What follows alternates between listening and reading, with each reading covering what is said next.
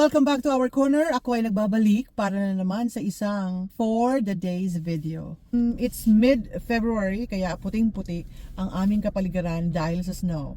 And wala, nakaupo lang ako dito kasi naghihintay ako kay Abby. She's in a class or teaching class and will end in about 15 minutes. So I thought I'd make this video. I just want to share with you yung mga videos namin nung umuwi kami ng Pilipinas. Last vacation namin sa Philippines. And yung places na pinuntahan namin plus yung sa Japan. So I thought that I make this video and share it here. Let's go!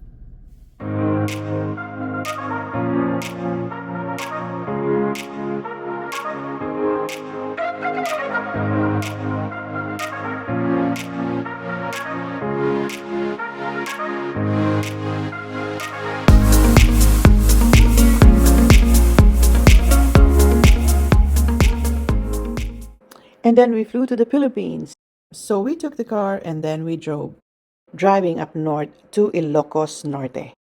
Then our first stop in Ilocos was the town or municipality of Bangi. It's one of the town in Ilocos where you can find the iconic windmills. Our actual destination was to go further north to Pagudpod, na tinatawag nila na Batanes of the North. Dahil meron pa rin itong pristine white sands and crystal clear waters. Yung medyo nagbu-blue-blue siya. Pinuntahan din namin yung mala virgin land na pag-aari ng mga Mondragon. Ay, hindi pala. Pag-aari nila ng family nila. Yan, sila Mel. Meron dun yung creek na kadugtong ng dagat na pinapaliguan ng mga bata o ng mga locals. Medyo ano lang naman, medyo malabo yung tubig pero I think because ilog, it's okay lang kasi fresh water siya. So mula doon pumunta kami sa Lawag kung nasaan yung famous Paway Church na UNESCO Heritage siya. Pero bago yan, nagpunta muna kami sa Malacanang of the North kung saan, ayun, wala lang, naglakad-lakad tsaka nag-photo op. So, dun sa Paway Church, merong restaurant sa harap nito na bagong bukas during that time na ang tawag is Kusina Valentine na nagsiserve ng famous Ilocos Empanada. Pero wag ka, masarap din yung okoy nila. Tsaka meron silang pizza, nakakaiba kasi isang pizza pero 4 flavors in one. Merong dinakdakan, merong pinakbet, seafood, and I think yung 1/4 is yung Ilocos longganisa. Naiiba, di ba? Sarap kaya. Yung next naman, in-explore namin yung vegan. Na talaga naman punong-puno ng history. Yung, lalo na yung Calle Crisologo. Yan, binaybay namin yan. Kasi meron pa sila doon mga kabayo, kalesa, tapos yung kalsada is yung cobblestone, tapos preserve din nila yung ibang bahay doon. Dito makikita nyo, may kalesa. So talagang sinauna, di ba? 11 o'clock, 11:30 na to. Pero buhay pa din ang Calle Crisologo. Tapos, syempre, hindi naman mawawala yung mga kakanin na binibenta doon, di ba? Sa kapaligiran doon, meron yung mga pastillas, yung mga cornic, yung mga, may mga suka pa nga eh. Tsaka, syempre, yung mga ibang materials like yung bags, mga gano'n, nagawa talaga sa local materials. So, yan, that's Ilocos Norte to you. And then, pagkatapos ng Ilocos, nag-drive naman kami papunta sa Jose Panganiban, Camarines Norte, sa Bicol Region. Parang bisita lang sa mga ibang kapamilya namin doon. Actually, nag-arrange kami ng feeding program para sa isang barangay sa Jose Panganiban. Siyempre, kailangan pumasok sa simbahan ng Jose Panganiban na talaga namang parang na-improve na talaga siya mula nung pumasok ako dyan years ago. Siyempre, nasa Bicol ko na papalagpasin mo ba yung mga beaches doon. So, pumunta kami sa isa sa mga resort sa Gumaus kung saan of course, minute ko rin yung mga classmates ko nung high school.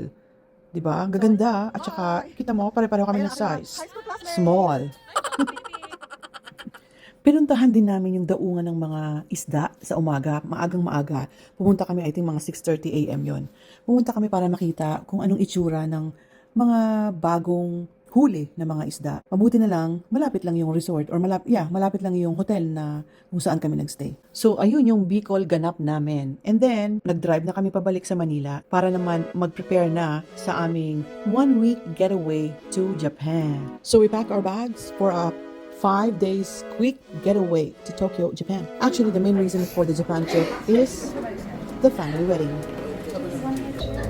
Pero syempre, nasa Japan ka rin lang Of course, isiningit na lang namin yung aming mga ganaps like going to Tokyo Tower and all that.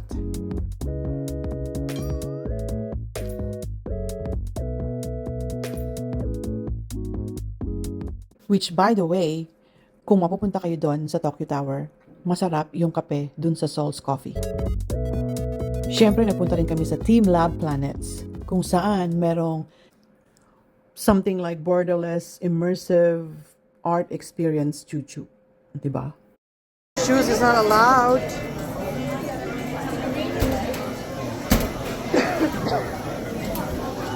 We are walking on water.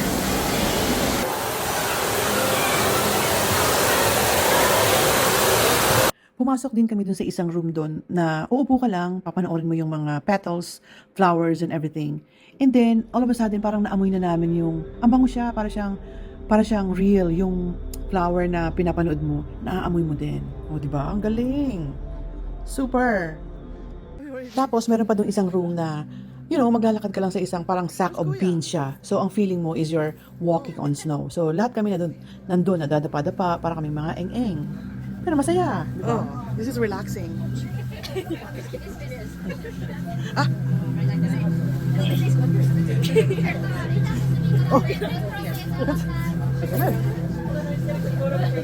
Oh, go get daddy.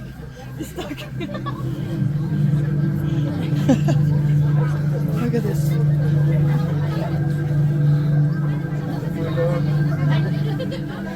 Oh my. This is like snow. And then another room na pinasok namin is like when you open or like when you go in. Oh my God, it's blinding. The lights, but it's beautiful.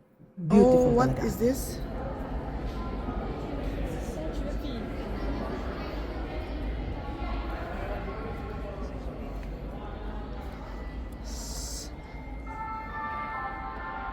I mean, ito yung kung saan during that time, for example, we were there on a Monday and then V of BTS was there on a Tuesday. Ang galing, di ba? Sa isa pang room is yung maglalakad ka tapos immersive lang, parang 3D dimension.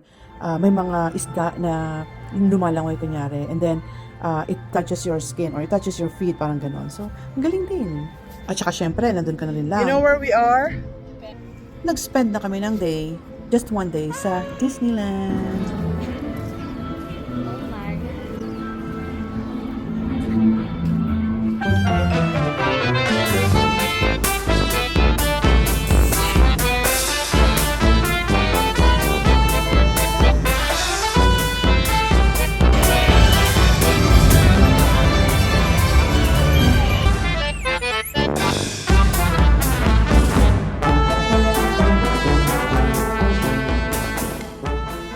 Pero syempre, hindi namin papakawalan ang shopping, tsaka 7-Eleven.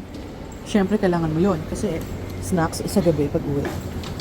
So sa Odaiba kami nagstay kasi walking distance to Aqua City, to the mall.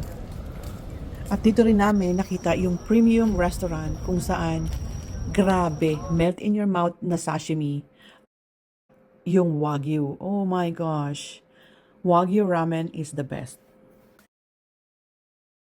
So this is my favorite of them all. That one.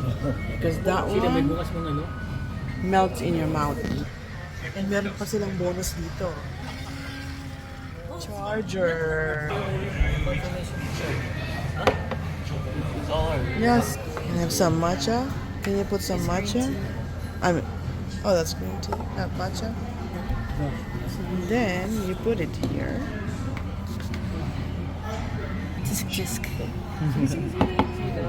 Okay, thank you. Ano to? Sea urchin?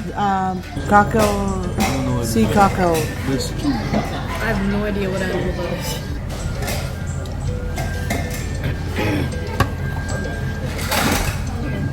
Ano lasa? Parang yung nilalagay sa congee. Ganon. mas malambot. Garlic and cheese. And what's the verdict?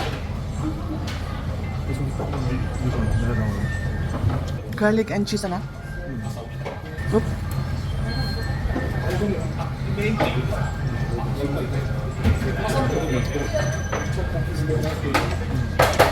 Dahil keep saying it's nasty. So that's how you know it's good. That's his other word for wicked.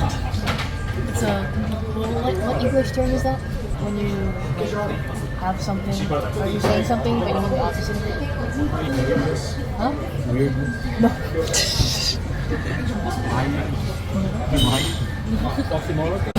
Is it good? Is it good?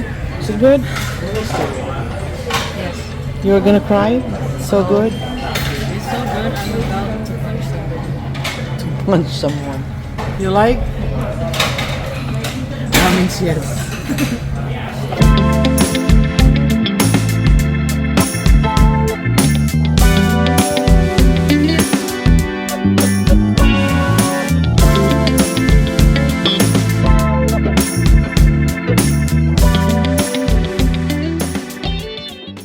So, syempre, pagkatapos sa Japan, nag-fly back na kami sa Manila. We decided to stay dun sa BGC para walking distance lang yung mga kailangan mong puntahan. Like mall, grocery store, what have you. Diba? Tsaka kainan na din. Chimigang, what do you think? Eto, amazed kami kung paano iserve ang halo-halo. Diba? Wow! Look mo yun. For the effect. Yeah. Thank you. So, that's our month-long vacation. Hope to see you again here. Oh, and don't forget to like, subscribe. Hope to see you here again. Bye!